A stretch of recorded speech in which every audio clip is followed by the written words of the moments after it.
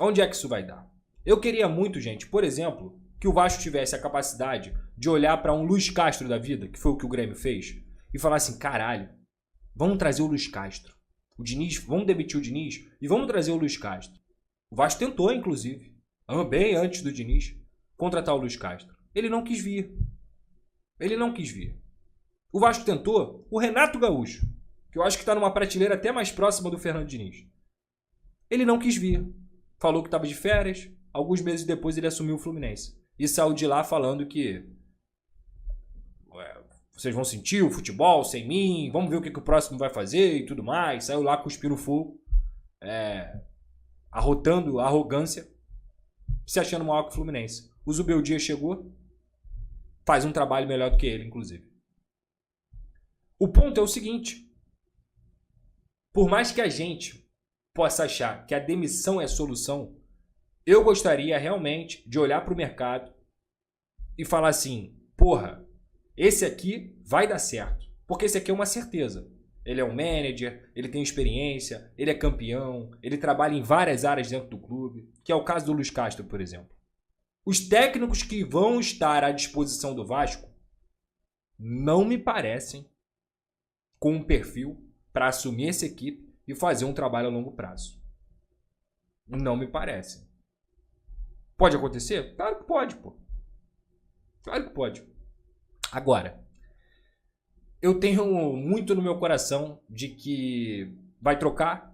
Daqui a 3 meses eu vou estar abrindo a live aqui para falar sobre a possível demissão do próximo treinador. Essa é a realidade.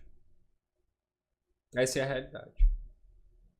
É cansativo, é desconfortável e para quem fala sobre alguns nomes que são de menor expressão, o Vasco já tentou técnicos de todos os tipos.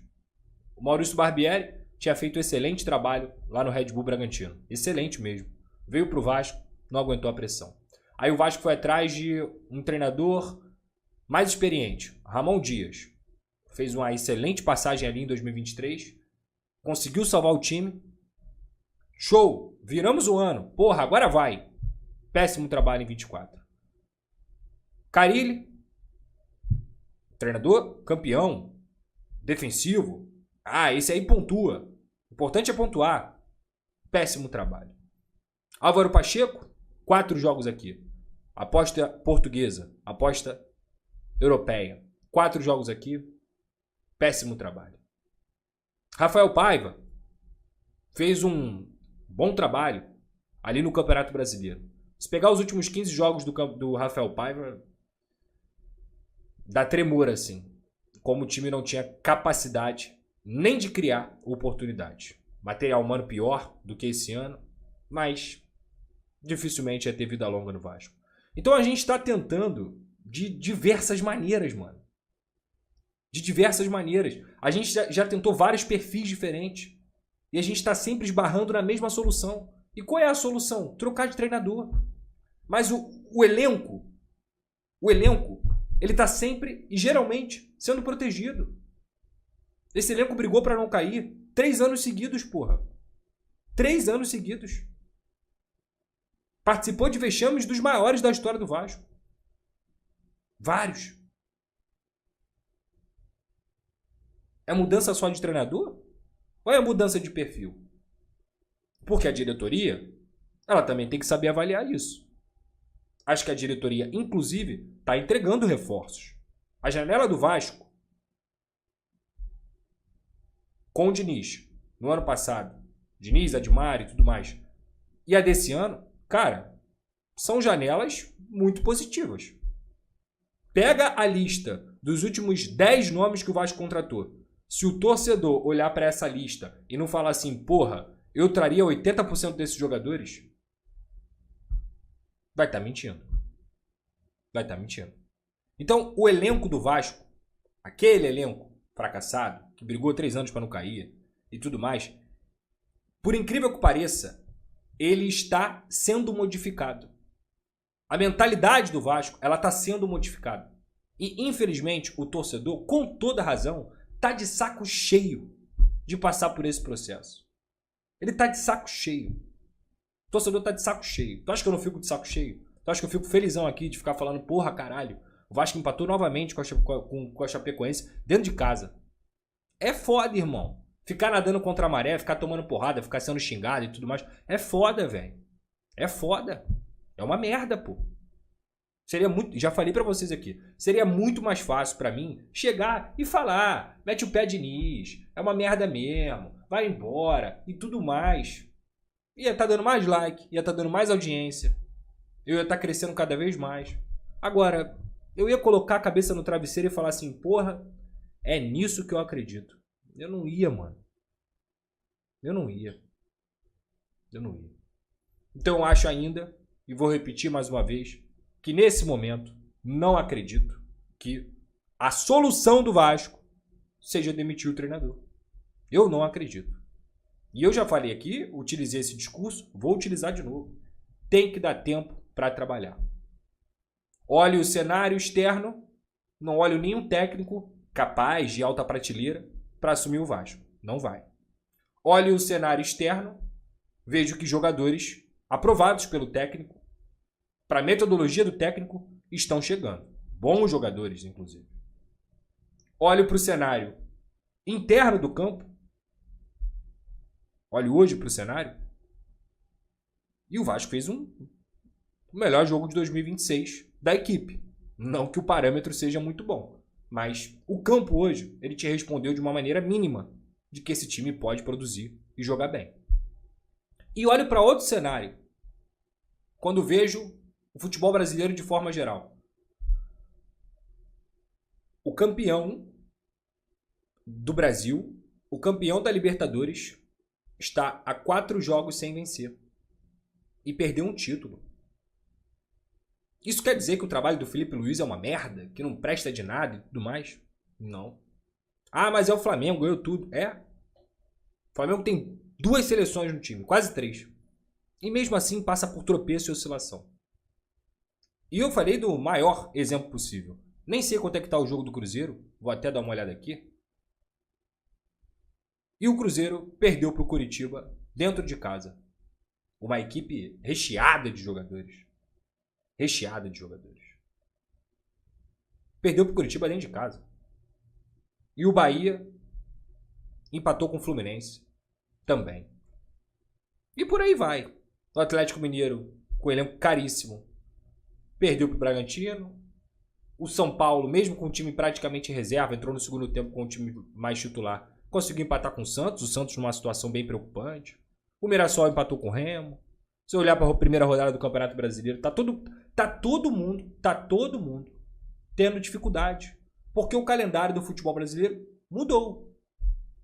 E o Vasco parou de jogar no dia 21 de dezembro. E voltou a jogar 20 dias depois. Aí vou tocar em outro ponto. Mais uma vez. Você olha o planejamento do Vasco. Tá? Tô desde o início do ano falando que o Vasco tem que cagar para o Campeonato Carioca. Fazer a pontuação ali para poder não cair, não disputar quadrangular, não ter mais jogos. E cagar para o Campeonato Carioca. É isso que o Vasco tem que fazer. Porque o Vasco não tem elenco para jogar Campeonato Brasileiro e Campeonato Carioca. Não tem, porra. Não tem. E você ainda está correndo um risco de perder jogadores lesionados dentro do Carioca e prejudicar o Campeonato Brasileiro. Aí domingo tem Vasco e Botafogo pelo Campeonato Carioca. Com essa pressão toda, que óbvio, o próprio Diniz criou para ele e o próprio grupo criou para ele, o que o Vasco deveria fazer? Pergunto a vocês. O que o Vasco deveria fazer? Vai com o titular para jogar contra o Botafogo? Por causa do Campeonato Carioca? Por causa da pressão? O torcedor tá puto. O torcedor quer vitória. Mas de verdade, sabe o que tinha acontecido no domingo? Time reserva. Reserva. Porque a luta do Vasco não é o Campeonato Carioca.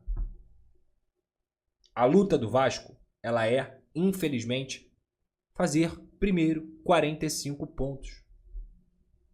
Essa é a realidade.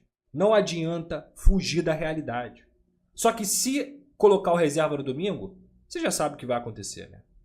Porra, um absurdo, o jogador ganha pra caralho, tal, e etc. E voltam as narrativas, aí é mais um resultado ruim. E vai dar merda. Vai dar merda. Não tem elenco para jogar Campeonato Carioca. Vai passar? Vai passar? Vai mudar de fase? Vai querer jogar as fases finais com o time titular? Vai prejudicar o Campeonato Brasileiro? Aí na hora que chegar na Copa do Brasil e na Copa Sul-Americana, sabe o que vai acontecer? Vão ter uns 3, 4 lesionados. Vão ter mais 3, 4 cansados, mortos fisicamente, porque jogaram 7 jogos no Campeonato Carioca. É isso. É isso. A gente pode discutir planejamento. É erro da diretoria. Erro da comissão. Pode discutir isso também. Mas é uma temporada diferente para todos os clubes. Todos os clubes estão oscilando. Absolutamente todos.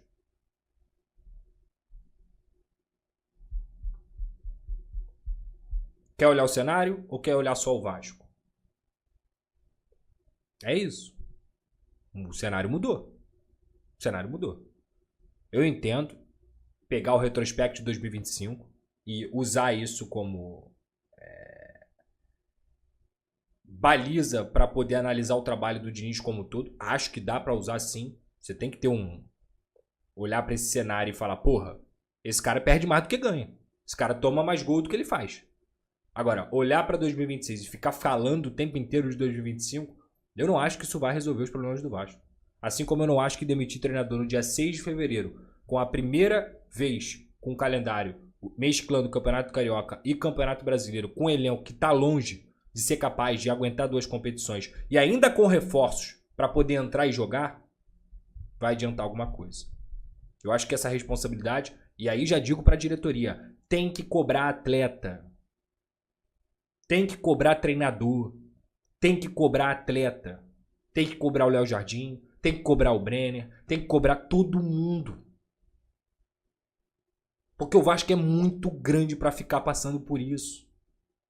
E a cobrança tem que ser interna. Tem que puxar a rédea. Porque eles estão ganhando em dia. Eles treinam num CT legal. Eles têm voo fretado. Eles têm hotel da melhor qualidade. Tem que cobrar atleta. Porque se não cobrar atleta, não adianta, o Diniz não vai entrar em campo para meter gol. Não vai. Nem como atacante, quando ele jogava, ele era dos melhores. Não vai. Se ficar nessa de achar que é só o treinador. Anota, pai. Anota. Vai bater 3 meses, vai vir outro treinador e vai dar a merda de novo. Vai dar merda de novo. Porque essa é a bola de neve do Vasco há 25 anos. 25. E parece que as pessoas não perceberam. Tá?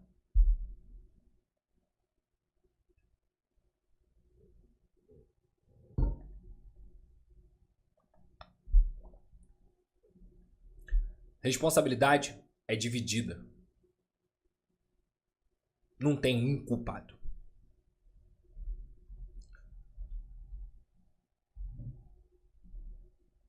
Deixe seu like, ative as notificações, se inscreva no canal do Pedrosa e vem com a gente. Sobre algumas coisas. Pô, deixa eu ler aqui. O Felipe Melo falou uma coisa aqui que eu discordo muito, tá? Irmão, eu não tô maluco. Esse time não corre, não tem intensidade. Culpa de todos, inclusive do treinador que perdeu o grupo. Aí, novamente, eu acho que todos podem comentar aí. De verdade, vocês acham que hoje o Vasco não correu em campo? Você acha que hoje o Vasco faltou intensidade pro Vasco? A gente pode até discutir se essa equipe tem capacidade de competir da maneira que deve contra times grandes, times fortes, tá? Agora, o Vasco não correu hoje? Pô, mano, falar que o Vasco não correu, que não teve intensidade, que não teve entrega, me perdoa, velho. Um time que não corre, que não tem intensidade, que não tem entrega, não finaliza 30 vezes. Não finaliza. Um time que não corre, que não finaliza, que não tem entrega, que não tem intensidade, não cria quase 5 XG. Não cria. O jogo foi ataque contra a defesa, mano. Foi... Assim, foi um massacre. Mas no final, o resultado é o que... É o que importa. E é o que importa mesmo, tá? Eu não tô nem... Ai, meu Deus, as pessoas só pensam em resultado. O resultado é importante. É o mais importante. É o mais importante. Só que a gente pode desmembrar a análise e não ser oportunista.